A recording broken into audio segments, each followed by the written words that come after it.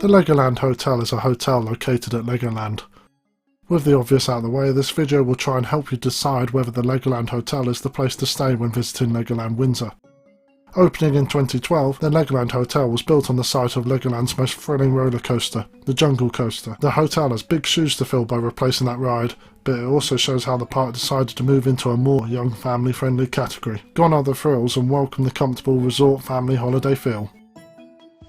One of the ways this feeling is achieved is by the lake and wooden boardwalk area that separates the park from the hotels, but allows an area of the park to be accessible 24/7 to hotel guests as a quiet place to hang out and chill once all the excitement of the park has subsided.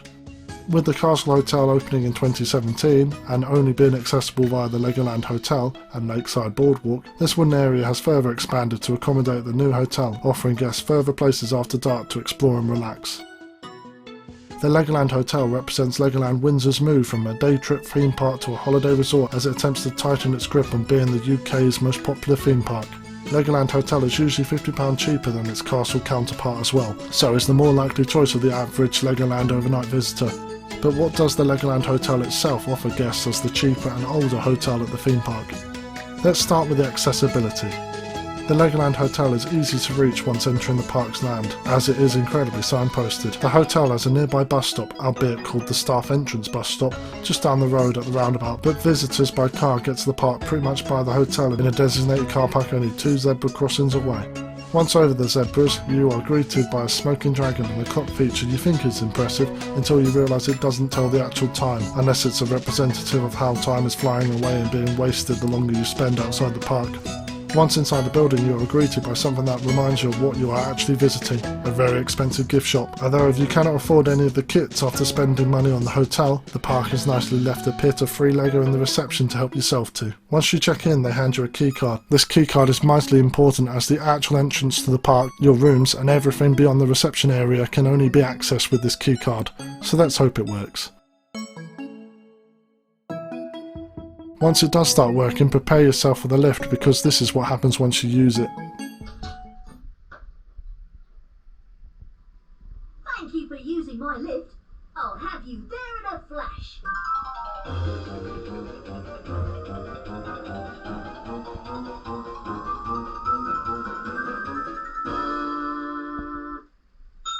Fourth floor.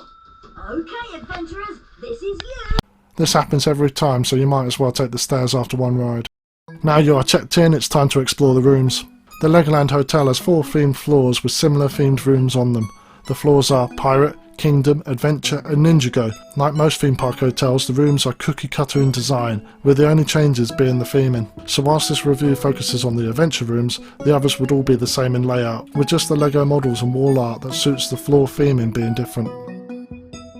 The hotel room has 3 rooms, the main bedroom, the children's bedroom and the bathroom, with a small hallway containing the bathroom which separates the children's room from the main bedroom. The adult room consists of a double bed, table 1 chair, a larger armrest chair by the window and a small flat screen TV tucked into the corner of the room. The views from the windows aren't usually that impressive, showing either part of the guests only lakeside promenade or the car park. We got a rare lucky view directly next to Legoland Hotel's clock tower, which is a gorgeous view, but do not hope for much better than this as there are very few scenic sights from this area. The only power sockets for the room are the 2 on the table across the room from the bed, which is worth keeping in mind if you are someone that likes to sleep with your phone on and accessible.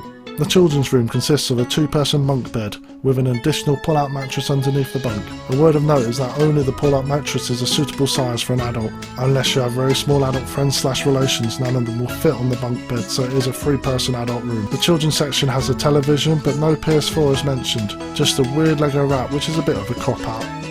What is special in this section is a treasure hunt game where you evaluate the room looking for items to unlock a safe. Once you have scoured the floors, the beds and have found the 4-digit code, you can open the safe and check what's inside. And spoiler alert, it is a lanyard and a little Lego kit. Whilst obviously cheap, these prizes in treasure hunt are greatly appreciated and can be enjoyed by people of all ages. Just look at this man in his 30s constructing the prize. Can't you see how much fun he's having? The bathroom has a bath with shower attached. It also has a mobility rail just because, but it makes the place incredibly accessible. A nice touch of the bathroom is that the toilet is child friendly, which is a huge positive. The huge negative is that you can now see an image of a toilet on your screen right now. Like a gluttonous bourgeoisie gentleman, we go straight from the toilet to food. Breakfast and dinner is served on the ground floor at the Bricks restaurant. The Bricks restaurant is full of the usual Lego charm, but I wouldn't trust any of the minifigs to safely make the food. And this dog shouldn't be in the restaurant, let alone handling food. The food at Bricks was succulent and filling, everything you want from a food venue, and at £25 for 3 courses, it was incredibly well priced for a theme park venue. For the adult guests, Bricks also bizarrely has a shots bar, where you can buy the usual vodkas and rum and cokes in the usual 30 or 50 millilitre quantities, enabling parents to be smashed out of their faces around the children. Negatives of Bricks is that whilst the servers provide a lovely service, they can be slow. It took an age to receive the main course and then the bill. However, the slow bill was quickly rectified when we did the old trick of getting up and slowly and obviously making our way towards the exit. Lo and behold, there appeared a chip and pin machine and we were able to pay for our meal. Jokingly, the restaurant was really messy, with food all over the walls. And less jokingly, I don't think the smoke detectors should be covered up like this. What are they trying to hide from their landlord? Breakfast was a table service event. Guests can choose either an English breakfast, American-style pancakes, or an undefined continental. Unable to tell what is in the continental, we both chose the English breakfast, which wasn't the most filling, and I got shortchanged on the bacon. 1, because on my pieces was just a heap of fat, and 2, the grill really needed to clean as this was the smokiest bacon that has ever been smoked. Once all the food is out of the way, it is time to explore the world of Lego. Park access is on the boardwalk on the first floor. Here there will be a ticket checker ready to scan your ticket and allow you through. This can sometimes cause a queue, and sometimes other families try and push past the queue like everyone else isn't also a hotel guest. Benefits for staying at the Legoland Hotel is basically that you can relax at Legoland. With free parking, second day free with a 2-day park ticket, access to the Legoland Hotel pirate themed swimming pool, which was beautifully quiet with access at the time when the park opens but has very little there, and gym, which is a generic park hotel offering. What is different to a regular Legoland park visit is that if visiting with children, it becomes a lot easier to find a safe and quiet place for the youngsters if the busy park days get too much for them. There are plenty of things to do at the Legoland Hotel besides the park. There's an arcade, stage area and boardwalk around the lake which also has a climbing frame. These things could keep them calm and also means you can quickly pop back into the park when all things are settled and feel like you have not wasted your day. In terms of after park hours, the Legoland Hotel is different to anything else on offer in the UK theme park hotel scene. The sheer scale of activities to do is incredibly impressive and can be easily demonstrated once guests arrive on the first floor, which is the level that allows hotel guests to access the park but also houses the aforementioned Bricks restaurant, the wooden boardwalk and climbing frames, another bar the other side of the exterior doors, which also has a stage where live actors perform shows for visitors. Behind this stage is an activity room with PlayStation 4s in it, or at least they were meant to be, but it's just an empty room when we visited. The floor also has an arcade, and tucked around the corner, like some might argue there should be, is an ensemble of the royal family, with those in it and those who think they should be treated like royalty.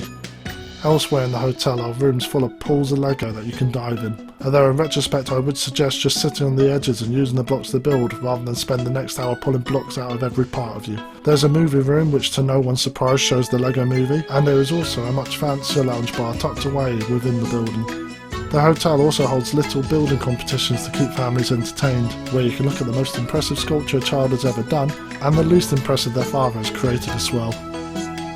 The Legoland Hotel, along with its Castle Hotel and planned Holiday Village lodges, represent Legoland Windsor's attempt to move the most popular theme park in the United Kingdom into a family resort where young families can spend multiple days in comfort, surrounded by theming activities that children would love and hopefully enabling parents a chance to have a calm family holiday for once, with a lot for the children to do after park hours that requires minimal but enough supervision from the parents taking advantage of the bars located on site. There is a lot to do at the Legoland Hotel, which is a major positive for staying on site, because it keeps you within the world that the toy manufacturer has created. The Legoland Hotel and the area around it seem more in place with a major theme park resort than anything else we have in the UK, and maybe it's due to the sheer scale of what it is trying to be, it does make the hotel areas eerily quiet at times. On the other side of the coin, the many different activity rooms and bars makes the Legoland Hotel peaceful and spacious for those that need it to be, and if the resort does grow to the size of what Legoland hopes it does, the premium holiday destination, then maybe these areas would feel too crowded in the future. The park's rooms are comfortable and accessible for a multitude of people with different abilities. With the boardwalk connecting the two existing hotels, and the amount of after-hours activities that are in place, certainly makes the experience for the most enthusiastic of Lego nuts and holiday goers that want to make every waking second count towards something worth their time.